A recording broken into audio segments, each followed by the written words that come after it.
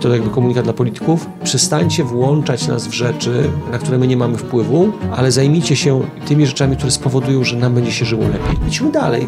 Ministrem energii jest gościu, który nigdy energetyką się nie zajmował, pan Motyka, młody. 1,5 roku popracował sobie w Ministerstwie Klimatu jako wiceminister. I zrobili z niego ministra, słuchajcie, od największego projektu transformacja energetyczna. Czy warto było angażować swój czas, czy warto było startować, jak oceniasz w ogóle całą kampanię i te wybory?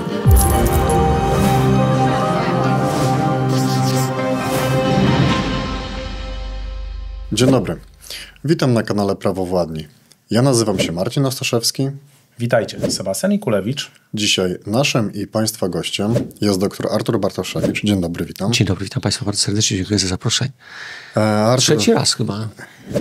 Jeżeli dobrze pamiętam. Trzeci lub czwarty nawet. Kurczę, słuchajcie, to już jest... Artur, rozmawialiśmy ostatnio przed wyborami. Tak. Czas był biznesowo trudny. Musieliśmy w swojej działalności zająć się przede wszystkim prowadzeniem biznesu. Ty miałeś swoje rzeczy związane z polityką i innymi rzeczami. Ale wracamy. Jesteśmy w rzeczywistości września 2025 roku. Zadam to pytanie, bo nurtuje mnie to, rozmawialiśmy o tym też za kulisami z Sebastianem. Powiedz mi, wybory prezydenckie, twój wynik, czy warto było angażować swój czas, czy warto było startować, jak oceniasz w ogóle całą kampanię i te wybory? W całości jako projekt to oceniam bardzo dobrze, dlatego że doświadczenie, które nabyłem w tym procesie, to jest niepowtarzalna rzecz. Po prostu spróbowałem, zderzyłem się z całym systemem, utrzymałem, i to jest też ważne, przez cały proces wyborczy tą narrację bardzo merytoryczną i ona jest ceniona dzisiaj. Bardzo dużo ludzi podchodzi do mnie i rozmawiając mówi: nie zrobiłeś siebie pajaca, nie sprzedałeś się, zaprezentowałeś swoje poglądy, dałeś ofertę i na tym mi zależało. Ja chciałem bezwzględnie pokazać, że jest alternatywa w stosunku do tego, co jest prezentowane, ale Polacy, jak się okazuje kolejny raz, potrzebują cyrku i ten cyrk i w tym cyrku potrzebują wybierać i bardziej cenią sobie po pierwsze partie polityczne, przeciwko którym wystartowałem i stwierdziłem, twierdząc, że należy odrzucić PO-PiS jako mechanizm, który rządzi nami ponad 20 lat i zastanowić się nad mechanizmem demokracji bezpośredniej. I w rozmowach prywatnych czy takich spotkaniach, które miałem, to bardzo mocno podlegało zainteresowaniu, ale okazało się, że jest trudno tłumaczalne dla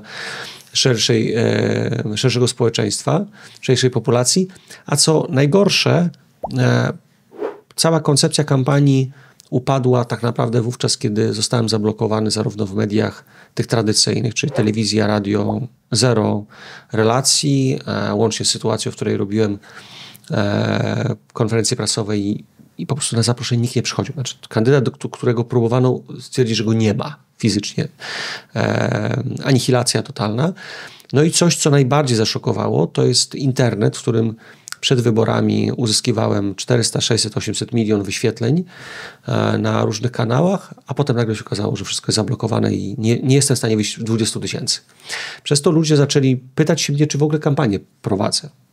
No ja mogę ją prowadzić, tylko jak narzędzia komunikacji zostały odebrane, to wtedy okazało się, że nawet przekonanie, tłumaczenie, wielu ludzi, którzy dzisiaj dowiadują się, że startowałem, pokazują, że byli zaskoczeni tym, że w ogóle ta oferta była i oni nie wiedzieli. To znaczy mieli tak wkładane do głowy, że jest tych 2, 3, 5 kandydatów, których ciągle widzieliśmy w telewizji, że pozostali nie istnieją, więc debaty nie pozwoliły dotrzeć do wszystkich, a kanały, którymi wcześniej się komunikowałem, były odebrane, więc narzędzia zostały zlikwidowane. I tak naprawdę jedna bardzo ważna rzecz. W kampanii potrzebne są duże pieniądze. I teraz jak uciekają ci kanały, więc w tym momencie nie masz możliwości nawet zbierania środków na realizację tego przedsięwzięcia. Ale podsumowując, jestem bardzo zadowolony z tego projektu kampanijnego. Ogrom nauki, doświadczenie niepowtarzalne i to, co jest ważne i to, co dzisiaj odbiło się po kampanii, kontakty w biznesie, który uznaje, że skoro potrafiłem zrobić coś od początku do końca, zaprojektować, zrealizować ten projekt i go zamknąć, to jest cenione. To jest bardzo cenione w biznesie, więc dzisiaj realizuję szereg projektów poza tą sferą polityczną i bardzo sobie to cenię. Jeszcze raz wystartujesz? Czy bym jeszcze raz to zrobił, czy planuję wystartować za 5-10 lat? Myślę, że scena jest na tyle zabetonowana, że te 10 lat pewno trzeba będzie czekać, żeby z jakąkolwiek ofertą. Ja będę miał wtedy 61 lat i wtedy będzie tak naprawdę trzeba zdecydować, znaczy, czy w ogóle Polacy widzą taką przestrzeń, czy będzie sens. W zeszłym roku i jakby wiedziałem, że ta moja kondycja i popularność da możliwość wystąpienia, przede wszystkim zebrania podpisów. Nie wiem, co będzie za 8-9 lat. Jeżeli to, co robię, będzie się wzmacniało i Polacy stwierdzą, że warto, żebym zdecydował się, to nawet po to, żeby włączyć się w dyskusję w tematach, które nigdy nie są podnoszone w czasie kampanii wyborczej, a udało mi się w tej kampanii wyborczej szereg takich tematów gospodarczych włożyć, to nawet moi kontrkandydaci zaczęli mówić o pewnych tematach, których nigdy by nie mówili, gdyby nie pojawił się taki, w cudzysłowie, Bartoszewicz. Więc ja nie mówię nie, ale też nie zakładam, że moim scenariuszem życiowym jest to, że ja teraz będę dążył do Pałacu Prezydenckiego. Jeżeli zrealizuję te projekty, które teraz realizuję w międzyczasie w perspektywie następnych 3-5 lat, to może okazać się, że będę miał zupełnie inne narzędzia na innym poziomie i też zrealizuję to, co zamierzałem, a zamierzam działać na rzecz tego, żeby Polska była gospodarczo silniejsza, więc to jest mój cel. Koalicja zakładała, że wygra Rafał Trzaskowski, będą mieli swojego prezydenta i domkną system. I domkną system, będą mieli wszystko, tak? No tak się nie stało, jak wiemy. W twojej ocenie kolejne 2 lata to będą lata stagnacji, czy to będą lata takie na przetrwanie tylko koalicji, która zdaje sobie sprawę może, albo już wie, że raczej za 2 lata już nie będzie rządzić?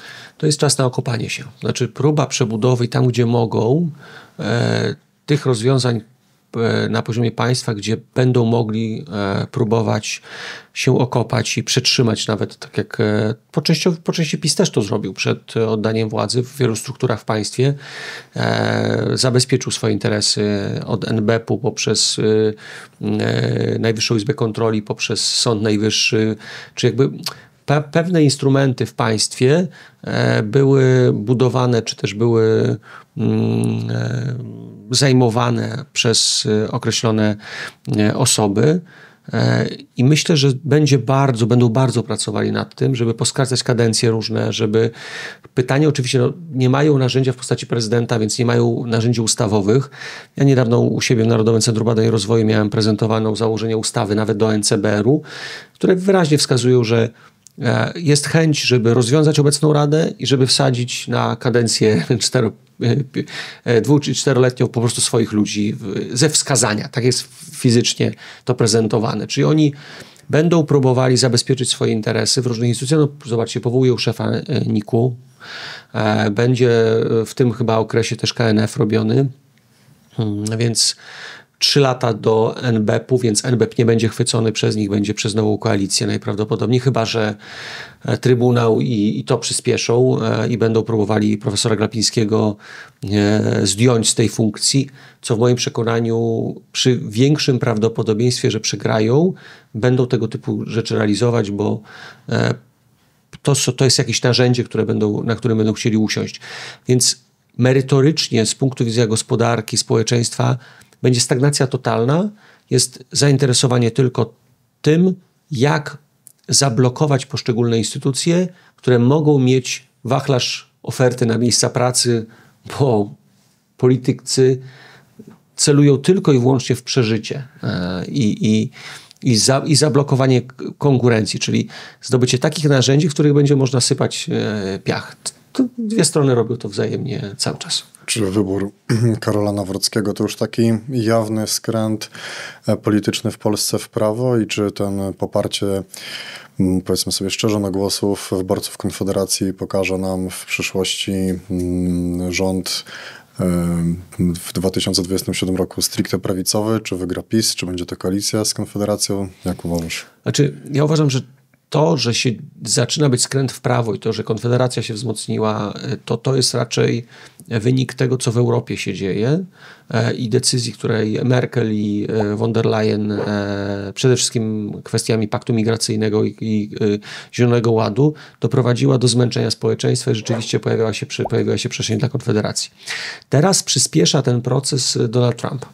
Czyli to, że mamy Karola Nawrockiego jako prezydenta z prawej strony, to jest następstwo przekierowania pewnej atmosfery i kierunku myślenia ze Stanów Zjednoczonych. W Stanach jest rewolucja ogromna. To znaczy to, co oni robią i w wymiarze odrzucenia Zielonego Ładu i kwestia migracji u siebie i kwestia nawet podejścia do społeczeństwa, odrzucenia lewactwa, marksizmu. Słuchajcie, nawet modelki wróciły do telewizji amerykańskiej, szczupłe, eleganckie kobiety i nie dlatego, żeby kogoś dyskryminować, tylko po to, żeby zająć się ogromnym problemem w Stanach. To jest nadwaga, cukrzyca, wszystko, rozwalone całe społeczeństwo, bo lewactwo promowało absurdalne postawy. Więc wzorzec się zmienia. I jeżeli te wzorce w różnych aspektach się zmieniają, to oczywiście my zapatrzeni, Polacy są bardzo zapatrzeni w Stany. Więc to, co się stało teraz z Charlie Kirkiem i jego śmiercią i następstwem zmian społecznych, które w Stanach ogromnie. To jest ruch zmian, to tam fala idzie taka jak odrzucenie lewactwa, tak samo jak kiedyś komunizm i ścigali totalnie, eliminowali każdego, kto miał tego typu poglądy. Więc ta fala również uderzy i ona mniej więcej pół roku do roku jest później u nas. Czy ona jeszcze silniej w Europie się ujawni za jakieś pół roku i może rzeczywiście bardzo istotnie wpłynąć na polskie wybory. Tylko problem główny z polskimi wyborami polega na tym, że ciężko jest cały czas wyobrazić koalicję PiS-u z Konfederacją. Znaczy to jest duży problem mentalny dwóch stron. To znaczy jedna i druga strona wyraźnie, teraz to, co się dzieje w debacie między Kaczyńskim a Mencenem, to wskazuje na to, że idzie to na dziwny rodzaj komunikacji i nie wróży nic dobrego. Znaczy ja rozumiem PiS, który chce zwyciężyć samodzielnie, bo wie, że koalicja będzie trudna. Konfederacja nie wiem, na ile ma zdolność władczą, to znaczy na ile, hipotetycznie, gdyby wygrali sami, to na ile, jak powstałby taki rząd, nie koalicyjny, tylko konfederacyjny, pod względem kompetencji, doświadczenia. Ja się boję, że wokół Konfederacji, to zresztą ja u siebie też poczułem, jak ja w czasie kampanii wokół mnie się zaczęły pojawiać osoby, na które byłem w określony sposób skazany w danym momencie, ale z którymi niekoniecznie chciałbym dalej pracować. Teraz zakładam, że jak idzie fala na Konfederację, to zakładam, że wokół Konfederacji też różni ludzie mogą się pojawić. Przypomnijcie sobie Trzecią Drogę i kogo Hołownia ściągnął. I zobaczcie, jaka patologia w ministerstwach się pojawiła ze względu na to, że te kadry były nieprzygotowane, nie dobrze skompletowane. I teraz PiS ma tutaj przewagę, bo ma te swoje kadry, które już przećwiczył de facto 3 rządami. Konfederacja ma złaknionych ludzi, ale nie przećwiczonych. Zderzenie jest bardzo silne, więc tutaj to ogromna mądrość po stronie Konfederacji, ale jej nie widzę. To znaczy na razie nie widzę w zachowaniu Sławka Mencena, żeby on budował te zaplecze merytoryczne, bo on tak naprawdę dzisiaj powinien przez 2 lata zbudować de facto, słuchajcie, z 1000 osób, naprawdę, bo to przejęcie władzy w państwie, we wszystkich ministerstwach. Wyobraźcie sobie, że to, co Lewica zrobiła, wchodzi do ministerstwa i zaczyna szukać aktywiszcze lewicowe, które po prostu rozwala wszystko. Każde ministerstwo, jeżeli dostaje Konfederacja na przykład 2 ministerstwa, wyobraźmy sobie, dostaje 2 ministerstwa. W każdym ministerstwie jest sekretarze stanu, podsekretarze stanu, dyrektorzy departamentów. Jeżeli nie masz własnych ludzi sprawdzonych, słuchajcie, to są setki ludzi. Znaczy, to wejście do ministerstwa jednego to jest 200 ludzi, musi być dobrze zorganizowanych, żeby to przebudować, jeżeli rzeczywiście chcesz rządzić, bo inaczej to będziesz miał fasadę w postaci bycia ministrem, odpowiedzialności, a w ministerstwie będą robić ci wszystko na odwrót.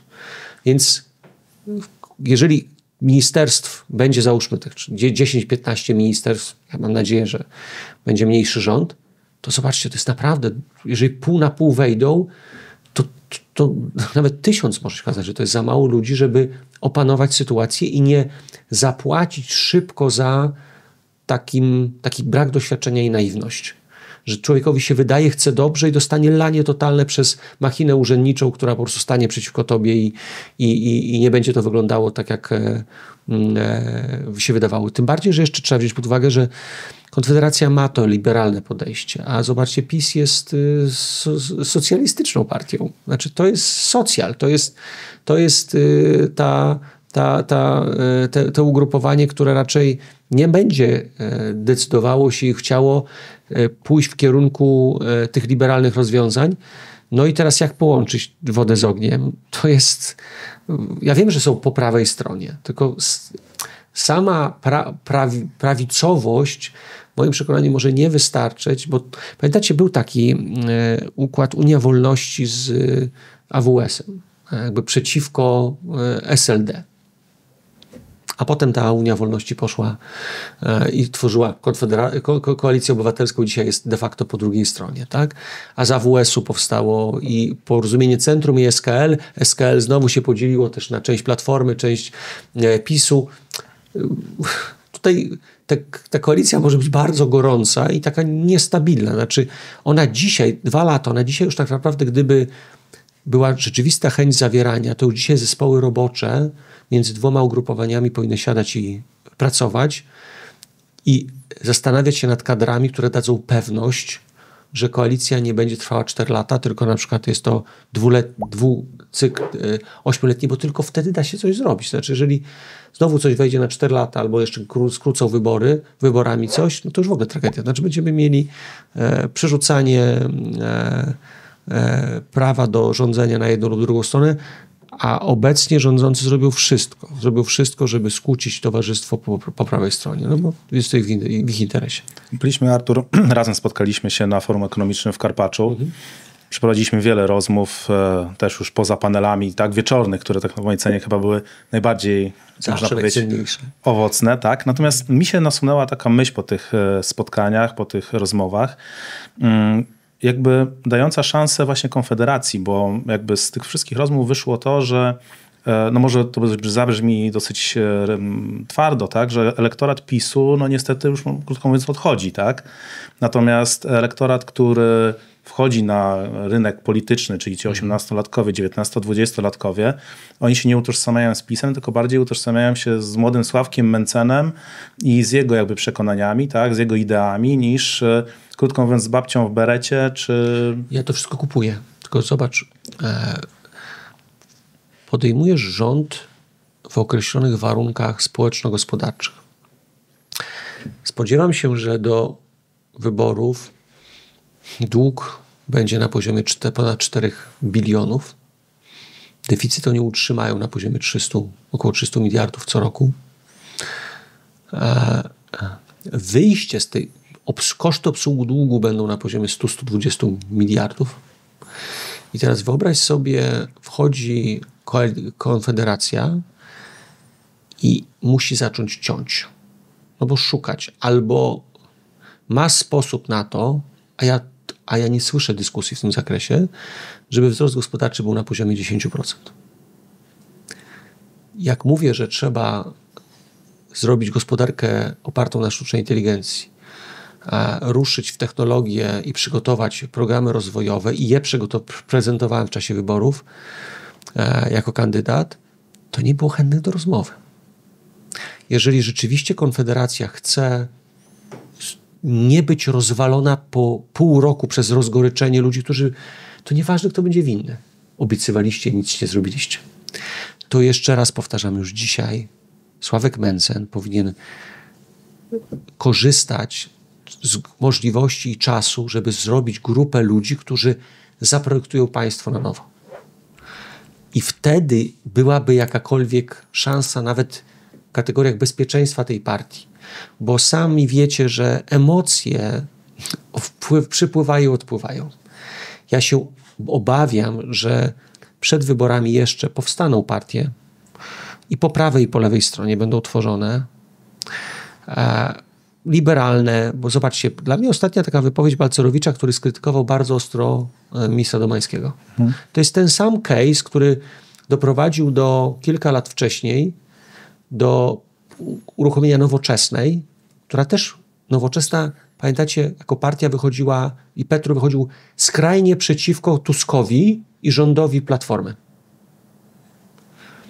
Zostało to stworzone, chwilę później chodziło o to, żeby mieć platformę odciągania wyborców liberalną i zaciągnięcia ją z powrotem do koalicji. Będą takie ugrupowania powstawały, czyli to, że dzisiaj widzimy 2 lata przed wyborami określony układ, uderzenia w Konfederację będą ogromne. I ja sugeruję dla Konfederacji, bo ja też się zgadzam, że nieważne, co się mówi, nowe pokolenie zawsze ma rację. Znaczy, bo to jest ich przyszłość.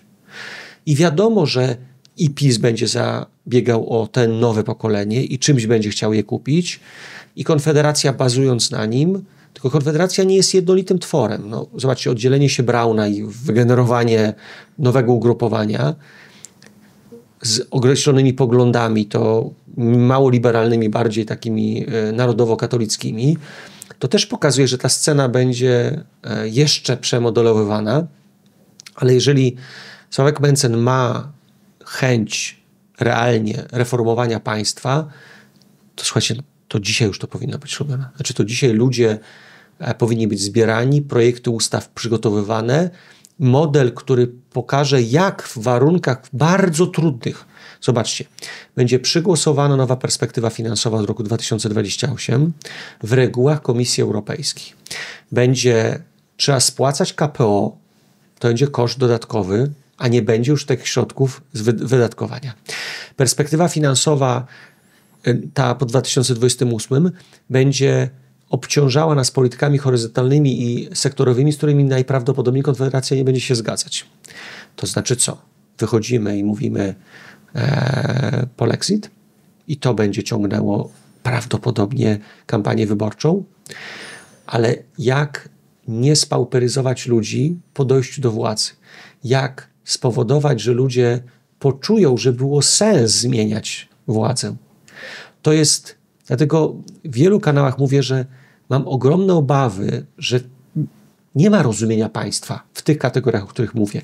Tylko jak ja o tym mówię, to się na mnie obraża jeden z drugim, trzeci. Ja bym prosił, żeby przestać się na mnie obrażać, tylko usiąść do stołu i porozmawiać, posłuchać. Ja chętnie też wysłucham, jaka jest argumentacja, jak widzi się przejęcie władzy, ale to trzeba, je się nie przejmuje kampanią wyborczą. Władzę się przejmuje ustabilizowaniem przekonania społecznego, że było warto, bo inaczej natychmiast będzie torpedowanie wszystkiego i rozwalenie. Jeszcze może się okazać, że po złym przejęciu władzy i po niestabilnym procesie po 5 latach Karol Nawrocki nie ma przestrzeni do drugiej kadencji, bo zapłaci za grzechy prawicy, która nie będzie gotowa do sprawowania władzy. Znaczy, to są bardzo trudne. Ja jeszcze raz powtórzę, kibicuję, bo rozumiem ten mechanizm i wiem, że jestem za zmianą i odsunięciem logiki popisowej i w całą kampanię o tym mówiłem, tylko problem polega na tym, że nie można odsunąć i potem powiedzieć i zobaczymy, co będzie. To jest tak jak w projektach biznesowych, które realizujemy. No musimy mieć scenariusze, musimy wiedzieć, jakie będą następne kroki. I ja nie widzę na razie, już dzisiaj, zobaczcie, wokół Konfederacji powinny powstawać think tanki. I oni to powinni komunikować. Sławek Mencen powinien zamiast jeździć na te piwa swoje, za co wiem, że jest na mnie obrażony, że ścigam go za to, ale powinien to w diabłu zostawić. I zrobić w każdym mieście wojewódzkim spotkanie think tankowe. Czyli zebrać ekspertów, zderzyć, konwencje programowe robić, zrobić taką falę programową i pokazać, że ma pomysł na Polskę. Wtedy rzeczywiście coś... A kto to robi? PiS będzie to robił. Sławek jeździ na spotkania piwo z Mencenem, a PiS będzie robił konwencje programowe. I się zemści później ten brak przygotowania i przemyślenia, bo negocjacje koalicyjne też wymagają odpowiedzialności powiedzenia, dlaczego biorę dany resort i co ja w tym resorcie zechcę zrobić. Nie tylko dlatego, że coś chcę, tylko dlatego, że bronię określonego układu koalicyjnego. Konkretnych osób, które dzisiaj trzeba przećwiczyć, sprawdzić, zobaczyć ich dorobek, prześwietlić, bo potem ludzie zrobią hecę totalną, nagle się okaże, że kogoś wkładamy, jesteśmy zaskoczeni, jaki smród za nim idzie. I to będzie dla Konfederacji podkładane na maksa, bo idą przeciwko PO-PiS-owi. Więc PO-PiS stanie na głuszach, żeby zmniejszyć atrakcyjność i zniszczyć tą strukturę. Więc to są działania, które dzisiaj Konfa musi wykonać i przestać się obrażać na ludzi, którzy realnie mówią, trzeba to zrobić. Siadamy do stołu i zastanawiamy się jak. A nie obrażamy się, bo powiedział, że jesteśmy niegotowi. No nie jesteście niegotowi jako Konfederacja, bo nie ma doświadczenia w tym zakresie. Więc trzeba powiedzieć, dobra, to teraz musimy się do tego przygotować. Może to dobrze usłyszeć 2 lata przed wyborami i uznać, że jeżeli ktoś to mówi, to znaczy, że zależy na tym ugrupowaniu, a nie ja będę dzisiaj pompował i mówił Konfederacja, super, przygotowani, wspaniale jesteście, w ogóle bierzcie wszystko, co się... No to, a potem na ścianę. Nie. Do władzy trzeba się przygotować. Ja chciałbym, żeby Konfederacja mądrze tą władzę zdobyła i mądrze tą władzę utrzymała. Ale z góry zapowiadam i to, co czuję, koalicja z PiS-em będzie cholernie trudna. Cholernie, bo doświadczenia koalicyjne PiS-u, tak samo jak doświadczenia koalicyjne Platformy Obywatelskiej pokazują, że oni zjadają wszystkie przystawki i ja wiem, że młodzi głosują, ale tam są wygi polityczne w środku, które potrafią rozegrać, znają całe struktury, ludzie pozatrudniani w administracji, którzy nagle się ożywiają, bo ich pan przyszedł. Tak działa państwo, a Konfederacja tego nie ma. Czyli będzie wchodziła na pola, nawet nie będzie wiedziała, kto dla kogo i dlaczego. Tym bardziej zobaczcie, i Platforma, i PiS zawsze brały resorty siłowe. Konfederacja nie ma w tym zakresie kompetencji, bo jej nie kreuje. Ona kreuje tę kompetencję gospodarczą. No to ja wyobrażam sobie, że PiS oddaje im te zabawki i bierze wszystkie resorty siłowe, nie odda żadnego siłowego. A potem okaże się, że albo nic nie zrobisz, albo cię na takie miny włożą przez służby, które działają w państwie, bo one są ustabilizowane PO-PiS-em. I to trzeba naprawdę sobie uświadomić. Zresztą to było widać w pompowaniu Konfederacji i w młotkowaniu Konfederacji, kiedy było to użyteczne dla służb i przestało być użyteczne dla służb. Przed wyborami Donald Tusk mówił o rozliczeniach PiS-u, o rozliczeniach pana Obajtka, o rozliczeniach ogólnopolitycznych, można powiedzieć. Mamy już dzięki Bogu prawie 2,5 roku rządu PO, można powiedzieć, z przystawkami, ale już zjedzonymi. Tak. Natomiast w mojej ocenie, jako takiego zwykłego obywatela patrzącego z boku, to do żadnych rozliczeń nie doszło. Czy to będzie tak jak zawsze, czyli obiecywane i rozliczeń nie będzie, bo wszyscy się boją, że jak stracą władzę, to oni też będą rozliczeni? Czy w twojej ocenie i pan Obajtek, i inni panowie, pan Ziobro na przykład, już nie odpuszczą teraz dla rządów koalicji, można powiedzieć, obywatelskiej, tak? I jak dojdą do władzy, wrócą do tej władzy, może tak powiedzmy, no to w końcu będziemy mieli pierwszy raz rozliczenia, które tak naprawdę dopiero wyjdą. Ja uważam, że dlatego nie ma rozliczeń, one są fasadowe. Ja też nie chciałbym, żeby zabrzmiało to, że ja z góry zakładam, że ktoś jest winny, przez to te rozliczenia powinny być. Znaczy ja uważam, że każda partia, każda struktura rządząca popełnia błędy i to jest proces, który na pewno powinien być oceniony, a jeżeli ktoś ukradł, powinien zostać rozliczony, tak? Za to, co zrobił i zaniechania też. Problem polega na tym, że ja od początku, jak tylko koalicja ruszyła, ta 13 grudnia, marksistowska koalicja rządząca obecnie, powiedziałem, te rozliczenia są tylko dla gawiedzi, znaczy one są komunikatem, powołanie komisji służy temu, żeby na tym robić paliwo wyborcze. Bo to PO-PiS jest. Znaczy oni siebie nie dotkną i uważam, że bez względu jakie zapowiedzi będą PiS-u, to dalej będzie to trwało, dlatego że to jest układ magdalenkowy, historyczny i każdy, kto dotknie, będzie próbował przemodelować tą rzecz. No, jest zbędny, bo układ trwa. 2,5 roku, jeżeli ktoś miałby kogoś oskarżyć, to by oskarżył. To albo nie było podstaw do oskarżenia, albo robi to świadomie, żeby nie oskarżyć. Myślę, że na pewno będzie jakaś próba retorsji, takich działań, które mają charakter zemsty za to, że w ogóle rozpoczęli. Bo zobaczcie, poprzednie układy nawet nie dotykały tego tematu.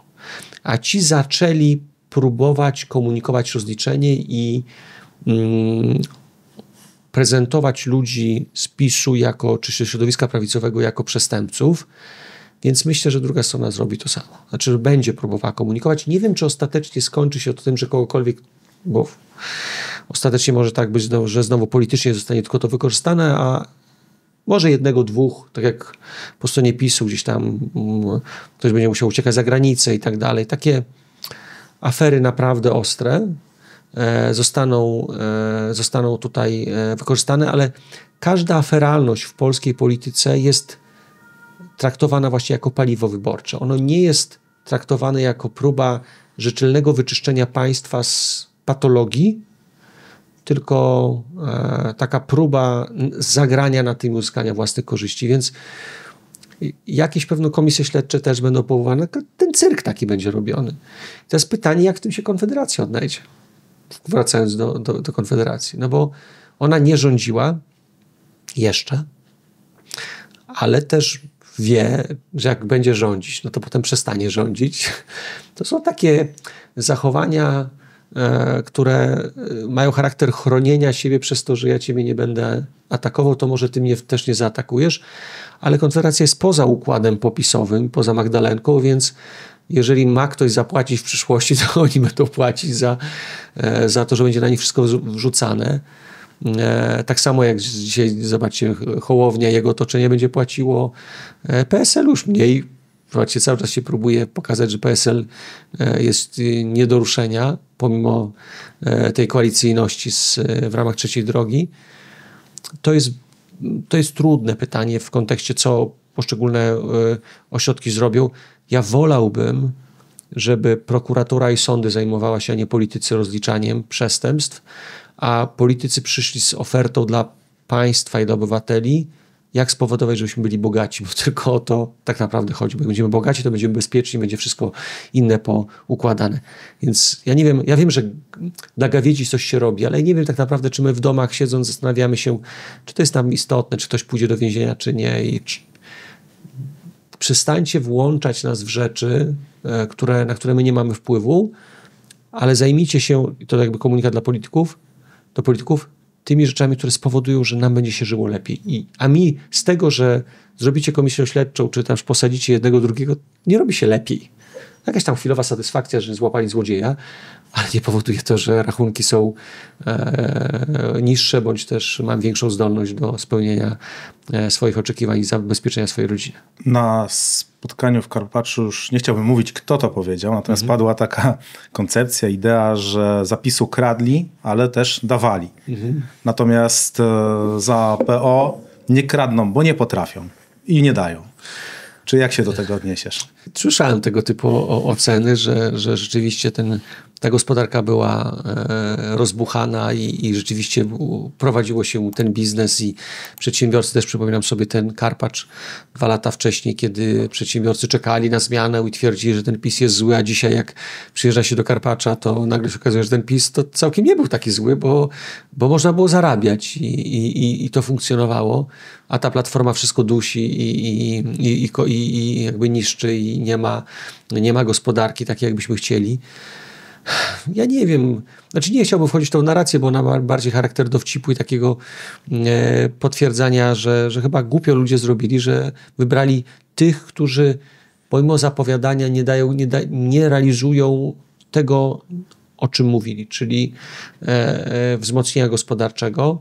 100 punktów, żaden nie zrealizowany. No, ale to tylko, ja powiedziałem, też znowu wrócę do tych wyborów, mówiłem od początku, można znaleźć nagrania. Ja powiedziałem, że to nic nie będzie realizowane, bo to nie chodzi o to, żeby realizować, tylko żeby tego króliczka gonić. To nie chodzi o to, żeby ten króliczek był złapany. I oczywiście szczególnie też trzeba sobie uświadomić, że te 100 priorytetów ichnych, to było Platforma Obywatelska. A koalicja składa się z dziwnych tworów, tam chyba 5 czy 6 tych partii i każdy z nich ma swoje i nikt nie jest zainteresowany realizacją sukcesu Platformy, no bo wtedy wiadomo było, że wszyscy zostaną zjedzeni przez ten sukces. Więc tak samo i za każdym razem będzie. No, Konfederacja pójdzie teraz znowu ze swoimi pomysłami, PiS ze swoimi.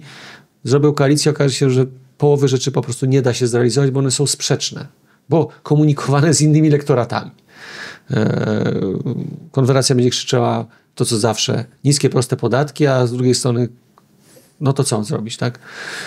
Skąd wziąć do budżetu na programy społeczne, socjalne, które PiS będzie chciał realizować i kontynuować, tak? Nikt nie zgodzi się na likwidację 800+, przypomnijcie sobie wybory prezydenckie, pomimo tego, że w określonych środowiskach twierdzi się, że nie powinno się kontynuować albo w takiej formie. Ktoś powie, nie powinno się pomagać Ukraińcom, a z drugiej strony doświadczenia pokazały, że jak PiS rządził, to pomagał. A Konfederacja może mieć dylematy w tym zakresie. No ale potem jeszcze włączą się hegemonii międzynarodowi, czyli ci, którzy nami tak naprawdę rządzą, i Stany, i Rosja, i Bruksela, a teraz nagle w ostatnich latach i Ukraina. I nagle się okazuje, że to, co było istotne, dla kogoś przestaje być istotne. Zobaczcie, jak szokowani byliśmy po wypowiedzi Mencena, który powiedział, że banderyzm nie powinien być ścigany, tak? Bo to wolność słowa. No, dla mnie to szczęka opadła. A z drugiej strony był na Ukrainie i widział dokładnie, jak ten banderysta się rozwija i z czym my będziemy mieli problem. Znaczy, z czym my jako Polska będziemy musieli walczyć. Ja mówiłem wielokrotnie i od 3,5 roku mówię, że my będziemy mieli konflikt z Ukraińcami i mnie się od czci i wiary i mówi, że nie, bo to Rosja jest zagrożeniem i Rosja i Ukraina jest dla mnie zagrożenie, więc jakby ja widzę perspektywę trudnych decyzji, które mają pogodzić elektoraty, które tylko pozornie są elektoratem wspólnym, bo nazywane są prawicą. No właśnie, jak rozmawialiśmy w sierpniu, tutaj ważny wątek poruszył Sebastian. Mówiłeś o szybkim, pośpiesznym wydatkowaniu środków z KPO. Jak już zaczęliśmy 100 konkretów, to jeszcze przejdźmy do tego. No i widzimy, jak zostały wydatkowane środki w branży Horeca z KPO. Powiedz, jesteś specjalistą w zakresie tych funduszy, powiedz, jaka jest twoja opinia na temat tych wszystkich projektów i tych wydatkowanych środków? Słuchajcie, główny problem nie leży w samym KPO, bo ono zostało, może inaczej, zawsze przy każdym programie, przy każdej procesach są ludzie ważni. Jeżeli ministrem rozwoju i tym odpowiedzialnym za fundusze zostaje kobieta, która nie ma zielonego pojęcia o funduszach, jest specjalistką od Rosji, Pełczyńska-Nałęcz, to jest w ogóle, słuchajcie, inna bajka. Ona nie ma zielonego pojęcia, nie miała zielonego pojęcia, ona się uczy tego procesu. Ja się tymi procesami zajmuję 25 lat. Ja szkoliłem i policję, i CBA, i różne służby i one, szkolenia zawsze polegały na tym, słuchajcie, że ja byłem przepytywany, jak ja bym ten system obszedł. No bo przy wiedzy, którą posiadam, wiem, gdzie luki są. Za to, jak one są klejone i jak to wszystko wygląda. Jeżeli nie wiesz, to naiwnie przyjmujesz każdą poradę i tak się stało w tym zakresie. Horeca została rozbrojona przez system kryteriów, na które się godziła pani minister, a nawet sama proponowała, jak się okazuje, rozszczelnienie tego systemu, bo celem było to, o czym rozmawialiśmy, szybkie wydatkowanie. Abyś szybko wydatkował, musisz jak najwięcej tych chętnych w łatwy sposób zachęcić. Jeżeli nie rozumiesz, że dana propozycja rozluźnienia kryterium przynosi określone skutki, to przyjmujesz, bo jesteś naiwny, bez wiedzy, wprowadzony w błąd. I tak się też stało.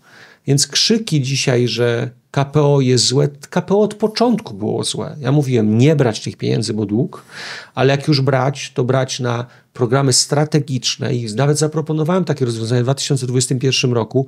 Był taki zespół w Ministerstwie Rozwoju, w którym miałem przyjemność uczestniczyć, w którym przebudowywaliśmy KPO. I ten dokument jest, 180 stron.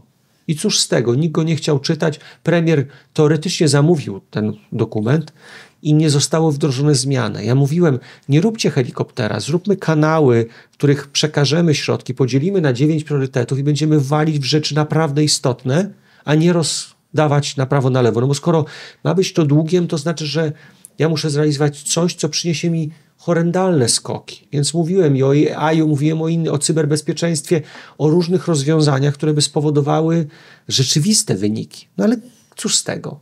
Więc bałagan, który został wytworzony przez decydentów i poprzedniego rządu i obecnego rządu, bo przecież negocjowano, kamienie milowe absurdalne, zobowiązania wobec komisji absurdalne. Słuchajcie, to wszystko obijało się, to też trzeba rozumieć właśnie w kontekście Konfederacji, o której rozmawialiśmy, w sprawowanie władzy. Słuchajcie, ja przychodzę na polecenie premiera, coś tworzę, rozmawiam z ministrem, minister Buda akceptuje, a idziemy do dyrektorów departamentów, a dyrektorzy departamentów cały czas nam tłumaczą, że tego się nie da zrobić, że komisja się na to nie zgodzi. Ja mówię, słuchajcie, to nie w jednym ministerstwie tak miałem. Ja wielokrotnie od dyrektorów departamentów słyszałem, że komisja się na coś nie zgodzi. Ja mówię, człowieku, ale ty nie jesteś Komisją Europejską. Dlaczego ty zakładasz, że komisja się nie zgodzi, nawet nie pytając się komisji? Albo ja wiem. Znaczy, to kogo ty reprezentujesz? Interes Rzeczpospolitej czy interes Komisji Europejskiej? A czym jest Komisja Europejska? No interes 40% gospodarki europejskiej to jest Niemcy i Francja. 24% to jest same Niemcy. Więc jedna de facto, słuchajcie, czwarta gospodarki europejskiej to jest gospodarka niemiecka. Więc wiadomo, kto jest interesariuszem rozwiązań. I na to trzeba zwracać uwagę. Więc te spatologizowanie i te jachty, słuchajcie, to w ogóle jest pikuś. To jest naprawdę nieistotne. Ja wiem, że medialnie się fajnie to sprawdza, ale ja wielokrotnie mówiłem. 33 miliardy, które poszły na budowę wiatraków na morzu, bo trzeba było duńską firmę jakąś ratować. Wiatraki, które zostały postawione na terytorium Rzeczpospolitej na lądzie, bo trzeba było Siemensa ratować. Likwidacja programu budowy produkcji leków i API, czyli cząstek czynnych do produkcji leków w Polsce, 140 milionów euro. Śmieszne pieniądze, no ale zawsze 600 milionów, które można było w to zapakować.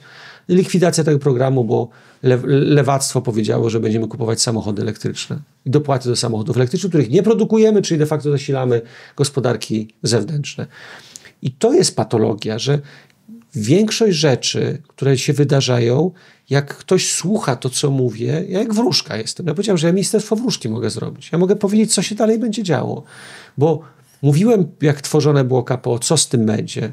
Mówiłem po kolei, jak koalicja dochodziła do władzy, widząc jaki bałagan zrobili przez opóźnianie KPO, że będzie kumulacja tego KPO i to, że mamy dodatkowy wskaźnik, impuls inflacyjny. No słuchajcie, gdzieś trzeba było te pieniądze wydać nagle. Ja tylko przypomnę taki case, to było lata 2004-2006, pierwsza perspektywa finansowa. Myśmy rozpoczęli, słuchajcie, budowę sieci kolejowych. I to się nałożyło na przygotowanie przez Chińczyków olimpiady. Słuchajcie, jak zerkniecie na ten okres, co się działo z cementem, co się działo ze stalą, nam tak skoczyło na rynkach międzynarodowych ceny i w przetargach w Polsce, że myśmy nie byli w stanie zrealizować projektów bez przemodelowania, żeby tak je zrobić, żeby pieniądze się znalazły nawet na fragmenty tych projektów. Takie rzeczy były. Ja szkoliłem wtedy PKP PLK, odpowiedzialną za sieci. Więc ja wiedzę miałem, co się dzieje. A te rzeczy, o których mówimy, o przedsiębiorcach, którzy tam coś przedprezentowali, słuchajcie, w Polsce się wszystkie dokumenty fałszuje, prezentuje się jak chce, układy firm doradczych z firmami aplikującymi. Od wieków jest ten mechanizm. Eksperci, którzy są i po stronie aplikujących, i po stronie firm, instytucji, które sprawdzają, też to jest. Ja wiem, słuchajcie, tu nie trzeba niczego zgadywać. Jestem w stanie dokładnie powiedzieć, jak ten mechanizm wygląda, tylko trzeba chcieć tego posłuchać i trzeba chcieć się tego uczyć. Jeżeli, jeszcze raz powtarzam, robimy na ministra funduszy, człowieka, który odpowiedzialny jest za gigantyczne pieniądze, człowieka, który się nigdy nie zajmował tym tematem, ale idźmy dalej. Ministrem energii jest gościu, który nigdy energetyką się nie zajmował, pan Motyka, młody. 1,5 roku popracował sobie w Ministerstwie Klimatu jako wiceminister. I zrobili z niego ministra, słuchajcie, od największego projektu transformacja energetyczna. Bo słuchajcie, no niewyobrażalne. Ministrem obrony narodowej jest lekarz, a była minister zdrowia to była polonistka. No i się dziwicie, że jest patologia i nie ma nic realizowane, a minister plecak składa plecak ewakuacyjny, tak? Czyli minister od obrony. A minister spraw zagranicznych nie jest ministrem spraw zagranicznych, bo to byłby ministrem dyplomacji, a jest ministrem wojny. Podjudza pod wojnę, bo ma swoje ambicje ukarania całego świata, szczególnie Rosji, w swojej optyce. No chore. Znaczy jak tworzysz tego typu ministerstwo, no to potem wychodzą takie rzeczy, więc KPO jest tylko i wyłącznie czymś, co się ładnie sprzedało medialnie. Ludzie zrozumieli, zabolały te jachty, ale nie są w stanie zrozumieć, jakie patologie idą wokół. Co się dzieje wokół CPK dzisiaj? Przetargi, co się dzieje wokół portu kontenerowego, portu zbożowego. Że tam są przewały, słuchajcie, niewyobrażalne. Cały system energetyczny. Tam, gdzie pieniądz publiczny jest i to w miliardach, wiadomo, że przewały są. Są. Bo te doświadczenia perspektyw finansowych to już dokładnie pokazywały. Artur, tu chcemy zamknąć klamrą rzeczy polityczne. To w drugim odcinku zaraz przejdziemy do rzeczy bieżących oraz gospodarczych. Ale powiedz jeszcze proszę na koniec tego odcinka. Wydałeś drugą książkę Bez kompleksów Polską. Mógłbyś 2 zdania powiedzieć o nowej książce? Tak, ta pierwsza książka Obudź się Polsko była o takim aspekcie czysto gospodarczym. Bez kompleksów poszła w kierunku pokazania, jak widzę relacje międzynarodowe i geopolityczne. I to się komponuje troszeczkę z tym, co Katarzyna Błąkowska w swojej książce Prawda Wyzwolona pokazała w rozmowach z największymi głowami w Polsce w kontekście pytania o to, dlaczego jesteśmy w tym miejscu, w którym jesteśmy. Czyli ja rozpocząłem tą książkę i troszkę rozwinąłem też w wywiadzie dla Katarzyny w jej książce. Wszystkie te książki, co Państwo znajdziecie na 777.org.pl, bo warto czytać i warto zobaczyć, że są ludzie w Polsce, którzy wiedzą i mają świadomość i potrafią zdiagnozować własną diagnozą i własną prognozą, a nie czyimś kopiowaniem i licencję rozwojową z zewnątrz będą brali. Dziękujemy. Dzisiaj naszym i Państwa gościem był dr Artur Bartoszewicz. Zostawiajcie komentarze, wysyłajcie pytania i oczywiście zapraszamy do kolejnego odcinka. W przyszłym tygodniu będzie odcinek związany z gospodarką, z rzeczami bieżącymi. Dziękuję bardzo. Do zobaczenia. Dziękuję bardzo. Dzięki serdecznie. Partnerami kanału są Mikulewicz, Ostaszewski Restrukturyzacje. Skontaktuj się, jeśli masz problem z płynnością finansową w firmie. Przeprowadzimy dla Ciebie bezpłatną analizę pod kątem restrukturyzacji. Jesteśmy ekspertami prawa restrukturyzacyjnego i upadłościowego z 10-letnim doświadczeniem na rynku. Pomożemy wyciągnąć Twoją firmę z kłopotów finansowych.